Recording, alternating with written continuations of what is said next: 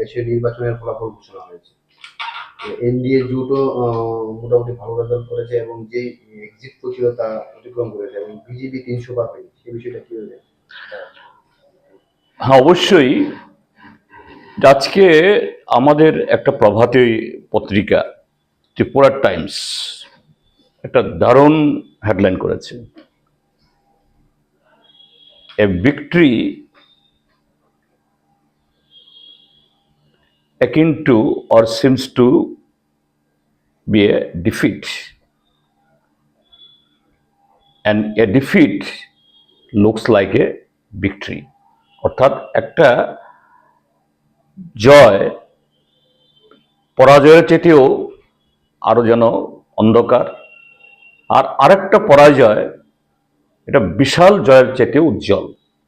এটা ত্রিপুরা টাইমস পত্রিকাতে আজকে বেরিয়েছে। আমি বলবো এবারে নির্বাচন সমস্ত ধরনের প্রতিবন্ধকতাকে পেরিয়ে মোকাবেলা করে, আমি ইন্ডিয়া ব্লক বলছি না, আমি বলছি ভারতের জনগণ সংবিধান বাঁচানোর জন্য, গণতন্ত্র রক্ষা করার জন্য যে ভূমিকা পালন করেছে, এটা আমাদের এই দেশের গণতান্ত্রিক ইতিহাসে বহু বছর লিখিত থাকবে, মানুষ মনে রাখবে, উজ্জ্বল থাকবে। তো আমি সেভাবেই দেখছি, এবং এটা সংবিধান রক্ষায় এবং গণতন্ত্র পুনরুদ্ধারে এই দেশের মানুষের এটা প্রথম ধাপ। আগামী দিন আরও বড় বিজয়ের জন্য দেশ অপেক্ষা করছে, অন্তত সগর্বে আত্মবিশ্বাসের সাথে কথা বলা যায়। শাসক প্রথম থেকেই বলছিল 400 পার, কিন্তু দেখা গেছে 300 পার করতে পারেনি। তাই তো বলছি আমি যে আপকি বার 400 পার, এবং বিজেপি একাই 370। বিজেপি সে জায়গায় 270 পেল না। 400 পার স্লোগান তুলেছিল, 300 পার হতে পারল না।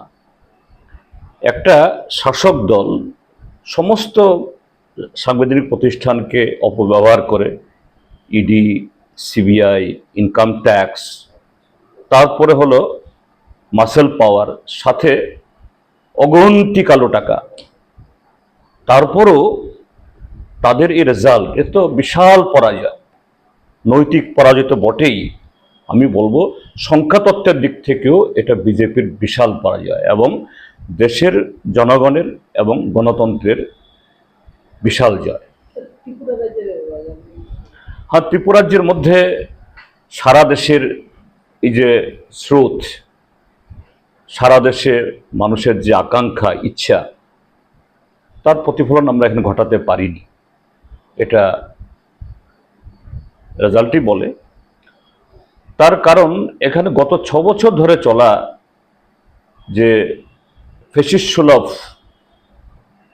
আক্রমণ গণতান্ত্রিক মানুষের উপরে, বিরোধী দলের উপরে, আমরা সমস্ত বিরোধী গণতান্ত্রিক রাজনৈতিক দল ঐক্যবদ্ধ হলেও সেরকম মানসিকতা বা সেরকমভাবে এটাকে মোকাবেলা করতে পারেনি। এখানেও সংখ্যাগরিষ্ঠ মানুষ বিজেপির বিরুদ্ধে এবং অন্যদিকে গণতন্ত্রের পক্ষে, সংবিধানের পক্ষে।